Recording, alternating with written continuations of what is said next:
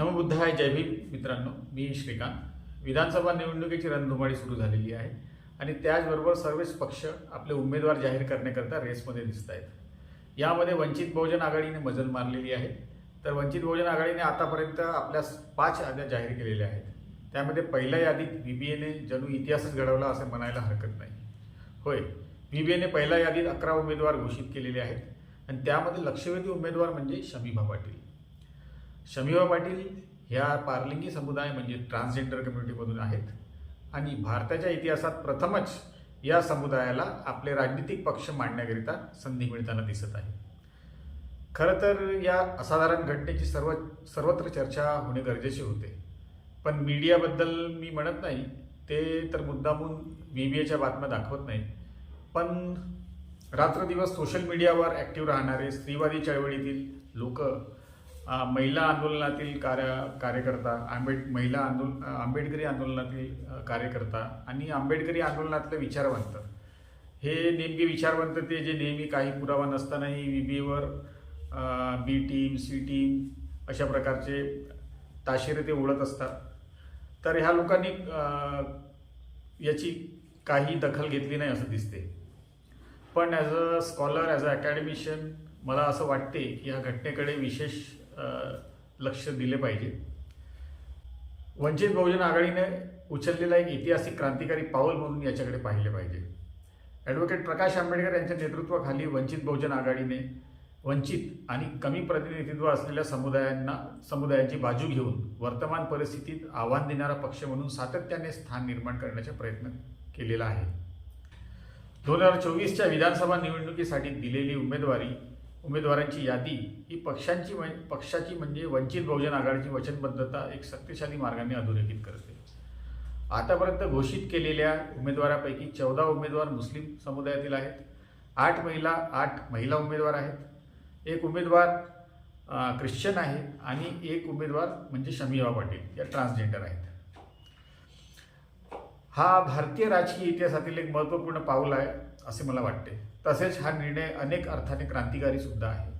आपण ट्रान्सजेंडर समुदायाच्या रिप्रेझेंटेशनच्या संदर्भात बोलायला गेलो तर शमीभा पाटील यांना उमेदवार म्हणून उभे करून वंचित बहुजन आघाडी केवळ ट्रान्सजेंडर समुदायाला राजकीय दृश्य मान्यता देत नाही, तर प्रवाहातील राजकारणात भाग घेण्याची त्यांचा हक्क देखील ओळखलेला दिसतो. भारताच्या निवडणूक इतिहासात ह्या गोष्टीचा फारसा अभाव आहे. ट्रान्सजेंडर व्यक्तींना बऱ्याच काळापासून सामाजिक बहिष्कार, कायदेशीर भेदभाव आणि आर्थिक उपेक्षितेचा सामना करावा लागतो आणि त्यांचे राजकीय प्रतिनिधित्व दिसतच नाही, कुठेच नाही, आणि ही सत्य परिस्थिती आहे. हा केवळ टोकनवाद नाही किंवा हे फक्त दाखवण्यासाठी करण्यात आलं आहे असं नाही, तर हे भारतीय राजकीय परिदृश्यात ट्रान्सजेंडर व्यक्तींना कसे समजले जाते यामधील महत्त्वपूर्ण बदल दर्शवते. ऐतिहासिकदृष्ट्या समुदायाला मूलभूत हक्कासाठी संघर्ष करावा लागला आहे आणि ही उमेदवारी सूचित करते की आता यांच्याकडे नेतृत्व आणि शासन करण्यास सक्षम व्यक्ती म्हणून पाहिले जात आहे. ज्या देशात जात, लिंग, धर्म निवडणुकीच्या राजकारणावर मोठ्या प्रमाणावर प्रभाव टाकतात, तिथे ट्रान्सजेंडर उमेदवाराचा समावेश करण्यासाठी VBAने जे पाऊल उचलले आहे ते खरंच प्रशंसनीय आहे आणि याच्यासोबत अधिक सर्वसमावेशक राजकीय सहभागासाठी त्यांनी त्याचे दार उघडलेले आहेत. त्याचबरोबर मुस्लिम रिप्रेझेंटेशनबद्दलही आपण विचार केला तर याआधी 14 मुस्लिम उमेदवारांचा समावेश तितकाच महत्त्वाचा आहे. विशेषतः सध्याच्या राजकीय वातावरणात, सामाजिक राजकीय वातावरणात जिथे मुस्लिम बहुधा स्वतःला राजकीय दृष्ट्या उपेक्षित समजतात किंवा मुख्य प्रवाहातील पक्षाकडून केवळ वोट बँक म्हणून वापरले जातात. अलीकडच्या वर्षात वाढत्या सांप्रदायिक तणाव आणि राजकीय वक्तव्याने समुदायासंदर्भातले स्टेटमेंट राजकीय नेते देत असतात. तर हे अशा प्रकारचे स्टेटमेंट मुस्लिमांना लक्ष्य करतात आणि त्यांना राजकीय प्रक्रियेपासून दूर केले जाते.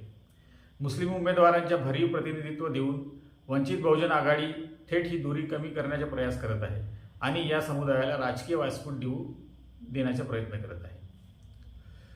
ट्रान्सजेंडर आणि मुस्लिम उमेदवारांचे संयोजन हे सूचित करते की वंचित बहुजन आघाडी आंतरविभागीय राजकारणासाठी वचनबद्ध आहे, ज्यामध्ये जात, लिंग, धर्म यासारख्या अनेक प्रकारच्या असमानतेवर एकाच वेळी लक्ष केंद्रित करत आहे. भारतीय राजकारणातील हा एक महत्त्वाचा टप्पा आहे जिथे ओळख आधारित भेदभाव अजून सर्रासपणे सुरू आहेत.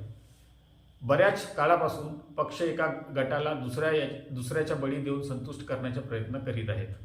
याचं एक ताजं उदाहरण म्हणजे आपण मराठा आणि महाराष्ट्रातला मराठा आणि ओबीसीतला वाद बघू शकतो. तर अशा परिस्थितीमुळे सर्वसमावेशक व्यासपीठ तयार होण्याऐवजी विभाजन समाजात होत आहे. वंचित बहुजन आघाडीचा दृष्टिकोन देशाच्या गुंतागुंतीच्या सामाजिक जडणघडणीला प्रतिबिंबित करणाऱ्या उमेदवाराचा वैविध्यपूर्ण संच सादर करून या पद्धतीला बाधा आणताना दिसतो. ट्रान्सजेंडर आणि मुस्लिम उमेदवार उभे करण्याची कृती देखील भारतातील पारंपरिक उच्चभ्रू वर्चस्व असलेल्या प्रस्थापित राजकीय व्यवस्थेसाठी थेट आव्हान आहे. भारतीय राजकारणावर सवर्ण आणि पितृसत्ताक शक्तींनी दीर्घकाळापासून मक्तेदारी केलेली आहे, जिथे उपेक्षित समुदाय जागा शोधण्यासाठी संघर्ष करत आहेत. उमेदवारांच्या निवडीमध्ये या समुदायांना प्राधान्य देण्याचे विबीएचा निर्णय एक क्रांतिकारी पाऊल आहे, ज्यामुळे इतर राजकीय पक्षांना त्याच्या धोरणाचा पुनर्विचार करण्यास भाग पाडणारा. या पावलाला आपण समानतेच्या दिशेने क्रांतिकारी पावले म्हणून पाहू शकतो. वंचित बहुजन आघाडीने जे पाऊल ऐतिहासिकदृष्ट्या नाकारलेल्या सत्तेचे पुनर्वितरण करण्याच्या उद्देशाने मोठ्या क्रांतिकारी अजेंडेचा भाग म्हणून याला पाहता येऊ शकते. अनुसूचित जाती, आदिवासी, ओबीसी, महिला आणि धार्मिक अल्पसंख्याकांचा समावेश असलेला बहुजन, असा बहुजन जो वंचित राहून गेलेला आहे, म्हणजे वंचित बहुजन, या समुदायांच्या उत्थानाच्या पक्षाच्या मोठ्या दृष्टिकोनाशी ते संरेखित आहे.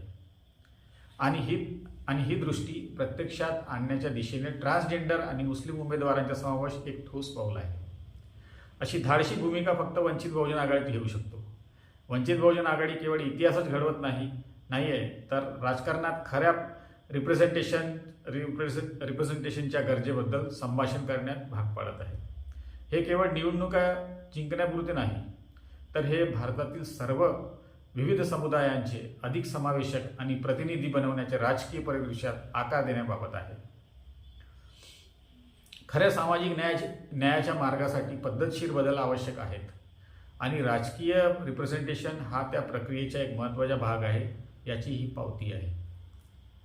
शेवटी 2024च्या विधानसभा निवडणुकीसाठी वंचित बहुजन आघाडीद्वारे उमेदवारांची निवड हे भारतीय राजकारणातील एक क्रांतिकारी पाऊल आहे. एक ट्रान्सजेंडर उमेदवार आणि 14 मुस्लिम उमेदवार उभे करून पक्ष प्रतिनिधित्वाचा खरा अर्थ समजावून सांगते आणि भारतीय राजकारणाच्या पक्षपाती रचनेला आव्हान देते. भारताला खऱ्या अर्थाने लोकांची विविधता दर्शवणारी लोकशाही बनवण्याचे असेल तर ते पाऊल केवळ कौतुकास्पद नाही, तर इतर पक्षांनीही त्याचे अनुकरण केले पाहिजे. इथेच थांबतो. धन्यवाद.